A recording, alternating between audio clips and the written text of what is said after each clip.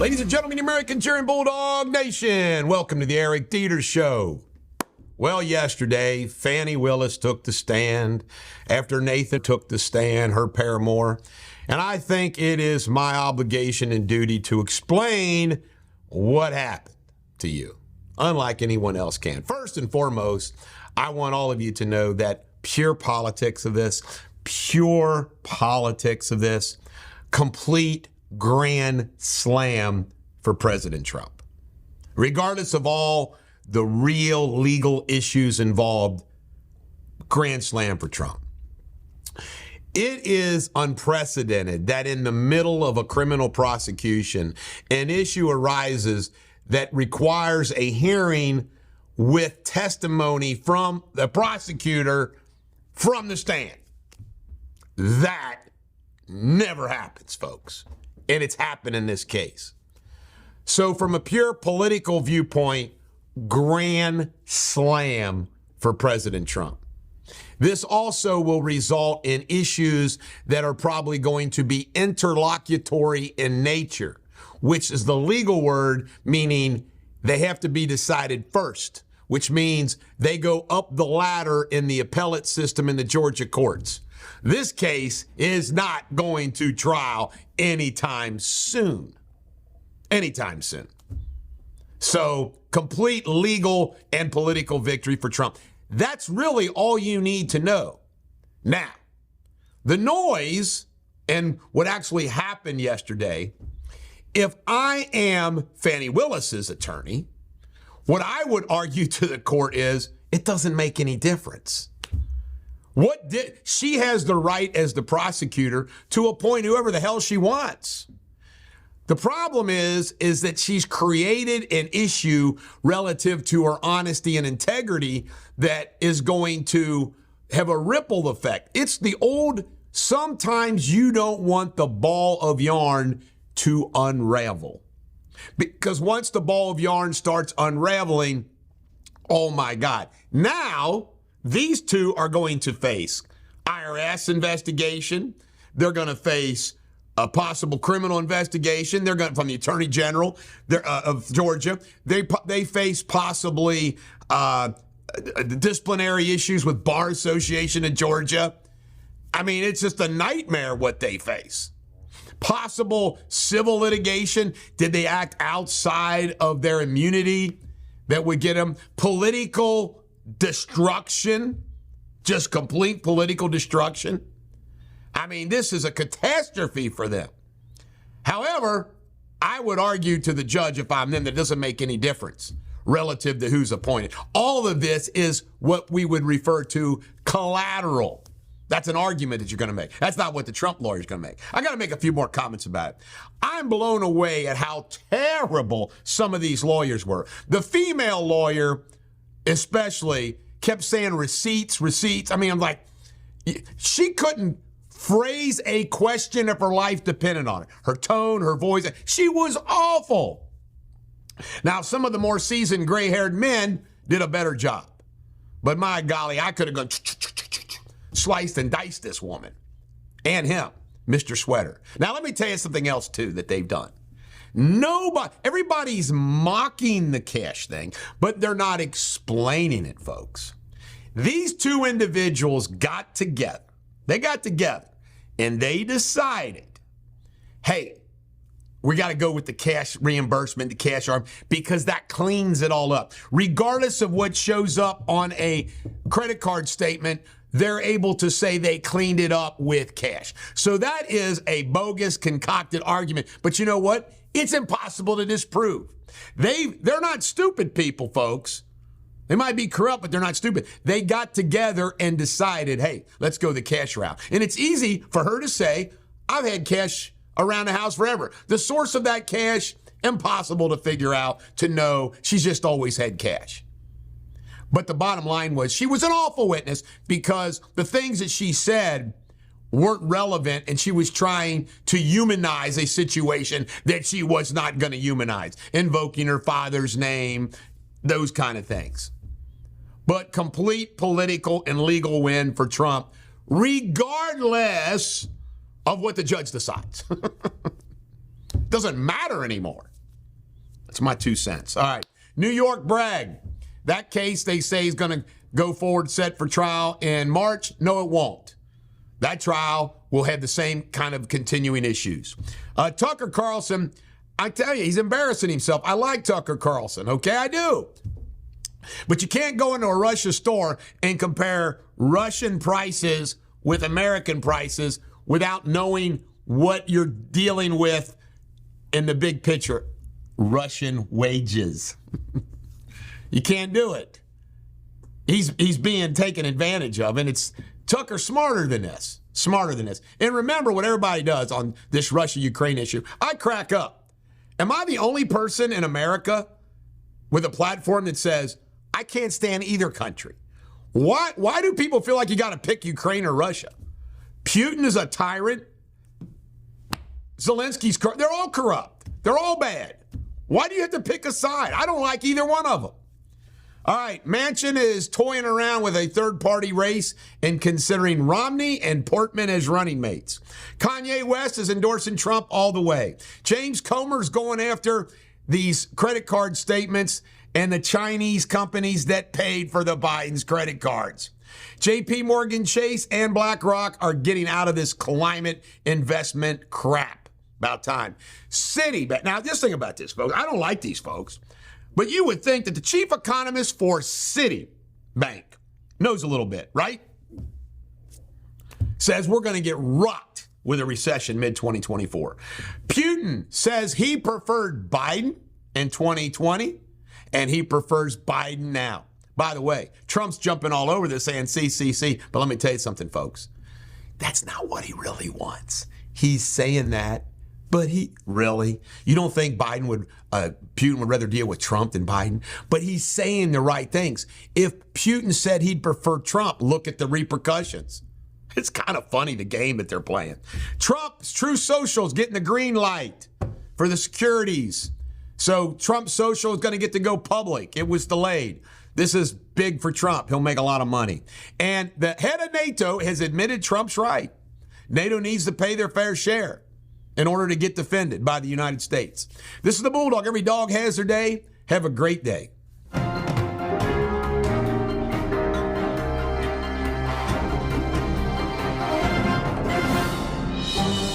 Ladies and gentlemen of the American jury and Bulldog Nation, welcome to Eric Deters Local News. Well, our lead story today is a long crime story involving, we'll probably make a little video clip out of this one, babysitter Haley Siebert from Independence. She's not from Independence original. Checked out her Facebook page. She's engaged to somebody from out here. Looks like either she and or her person that she's engaged to has 2 children. Well, she was babysitting somebody, and guess what? This little baby has a skull fracture. And apparently, according to the prosecutor in the hospital, the only way this child could suffer such an injury is through intent. Now, the babysitter says she doesn't know how it could have happened. Come on. If the baby fell, just tell them. But this comes up all the time. Now, I don't know if these are the facts in this case, but we keep hearing about these babies and these little toddlers that are killed or seriously injured from parents who get upset with them because they were crying and doing it. Let me tell you something. I was a father of 3 children, okay? When a baby is crying and it can't be consoled and you can't keep the baby from crying, I always said, babies crying for one of the following reasons, Chuck and Jamie. 1, they're hungry. 2, they're sick. 3, their diaper's wet. 4, they're tired. I added 1. That's why babies are crying. One of those things. So if you know the baby's not sick and the baby's crying, instead of throwing the baby against the wall in frustration, what you do is you put the baby in bed. You close the door and you leave the baby cry itself to sleep. I crack up all the time. Sabrina says she couldn't believe I was going to say this on the air. I'm going to say it because that's how you handle it. You don't harm the baby. If the baby's crying, by the way, I'm one of these people watching a movie. When a baby is crying on a movie set, I go, oh my God. A crying baby is just too much because you don't want the baby to cry. Okay? But you don't harm the child. Now, hopefully this woman is innocent. There's some logical explanation because I look at this woman and I'm thinking to myself, gosh, remember I always say criminals look like criminals? She don't look like a criminal. But geez, oh Pete, God, sad. Regardless of how it happened, this poor baby's lifetime of God only knows what. All right, shooting in East Price Hill last night. My crack producer always puts up the same pictures of the blue lights and green lights instead of maybe putting a sign up saying East Price Hill or Price Hill or a gun. No, we always give you the same old blue lights. In local news, my good friend right there, the guy in the middle, the shortest one, David Wallace is the president of Heritage Bank. It's hysterical how he became president of Heritage Bank. I first met Dave Wallace in my first year of law school in 1984. He's a good guy. He's from Princeton, Kentucky. Country guy, big in 4-H, Farm Bureau issues, farming issues. Was a lawyer. Now he's a president of a bank, which is hysterical. But he's a friend of mine, and he won the community award from the Northern Kentucky Chamber of Commerce. And you know how I like making fun of awards. But I'm glad David got an award. 3 bomb threats, not one school, not 2 schools, not 3 schools. I almost said not 3 schools. 3 freaking schools, bomb threats. Beechwood, Boone County. I forget who the other one was. St. Henry's, thank you. Connor. Okay, there was 4 gosh dang schools. Thank you, producers. All right, Farmers Market Pavilion is going to be built out by the Independence Courthouse. By the way, it was funny at that zoning hearing that the people got all worked up about in Heartland, said, well, there's no plans to do anything down at the courthouse, blah, blah, blah, that you could walk to. Really? Kenton County is going to put up a nice little pavilion for a farmer's market. Good job, Kenton County. I approve of that. In Kentucky news, guess which city is the largest drug trafficking city in the state? Louisville. It's called Louisville, you Brit. All right, next up. I'm going to send you back to Mumfordsville if you keep it up, Brit. All right, this handsome man right here is former Judge Russell Mock, who's now chairman of the Hamilton County Republican Party, and he's telling Republicans not to answer the question that the Enquirer sent out about January 6th and so on. Now, Russell's a decent guy, but you know what I would say? I would say, answer the damn question. You know what Republicans want to hear? They want to hear that you care. The problem is that it's a blue county now, so Russell Mock's trying to thread the needle. It ain't going to make any difference. Melissa Powers. The only people that can win in Hamilton County now in the Republican Party are women. That's why they had Melissa Powers replace Joe Deters. She's got the money, the looks, and the brains to win. By the way, Melissa Powers just isn't some pretty prosecutor. She's smart, too, and savvy, and rich. So she'll keep that seat. Everybody, Megan Shanahan, she can probably get reelected. But Republican men, you got a tough row to hoe, as we used to say on the country. By the way, wasn't that funny in Fanny Willis yesterday when he said something? She thought she said whore cash. Hoard cash. He said hoard cash, and she said whore cash. And she had her dress on backwards. Yeah, unbelievable. Oh. She's a monstrous, dull-eyed band dog. That's the Shakespearean insult of the day as chosen by the Brit. This is the Bulldog. Every dog has their day. The Brit is going to lose in chess today after being champion of the freaking week.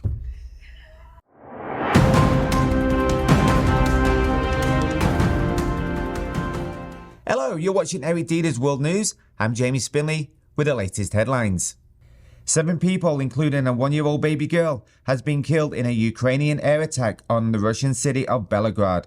The governor says another 18 were wounded in yesterday's strike close to the Ukrainian border. Satellite images and footage reveals that Egypt is clearing land and building a wall along its border with Gaza, with an official suggesting it could be a contingency plan in the event of Palestinians crossing into the country to flee an Israel offense in Rafah. In other news, Senegal's Essential Council overturned the postponement of this month's presidential election. The delay caused widespread protests and sparked the worst chaos Senegal has seen in many years. And the Greek parliament voted in favour of a bill to allow same-sex couples to marry. It marks Greece the first Orthodox Christian country to legalize same-sex civil marriage. The bill was approved by a cross-party majority of 176 lawmakers in the 300-seat parliament. Until Monday, I hope you all have a brilliant weekend. Take care.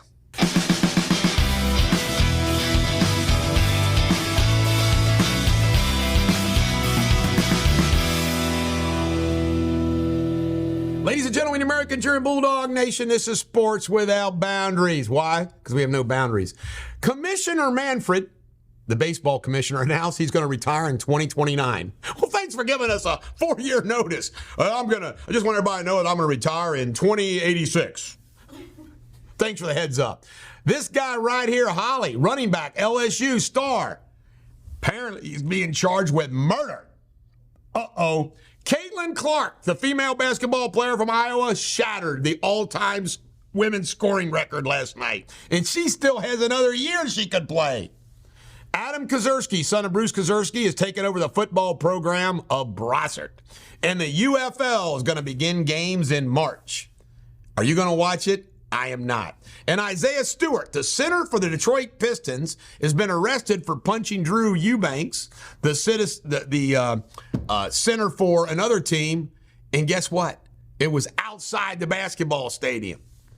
Who knows what was up? And guess what, folks? There's no football this weekend. No football.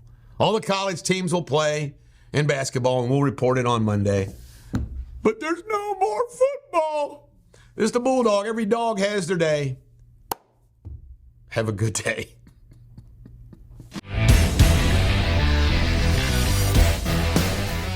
Ladies and gentlemen, American German Bulldog Nation, welcome to Eric Deters Pop Culture. Amy Schumer is blown up like a blowfish. Now, generally, we're not supposed to talk about a woman's looks. However, she's one mean, nasty-ass woman. She talks about all of us, right? Trump supporters. Hey, Amy, you used to be funny. Then you became woke. Now you're fat. All right, Idaho teen. Crazy story. 19 years old. An emotional, has an accident, is thrown from the vehicle, and is dangling from a freaking electric wire by her leg. Seriously, flown from her car, 21 feet in the air. They find her hanging from an electric wire. Crazy. Had her leg amputated, but she survived. Beautiful girl. Not wild. All right, Harry, he doesn't have anything else going on, so now he's going to try bobsledding. I will guarantee you that this, like everything else Harry touches, will turn out bad. He will crash. Something will happen. All right, Roadhouse, a new make of Roadhouse is going straight to streaming, not to theaters. Jake Gyllenhaal worked his ass off, apparently, to play the role, but it's apparently getting panned pretty bad. I don't know why you want to remake Roadhouse. Just make a different movie and call it something else. Rod Stewart has sold his catalog of music for £80 million. How much is that in dollars? £80 million, probably about $90 million. $90 million? All right. All right, and speaking of Harry and Meghan, they're changing their name, their children. It's not going to be Montabin, Windsor, or whatever. They're going to be the Sussexes. The Sussexes. Just like I changed my name to Eric Esquire, just to piss off the Bar Association. You believe that? I am officially a lawyer gentleman. Eric Esquire Deters. Thank you very much. You'll have a good weekend.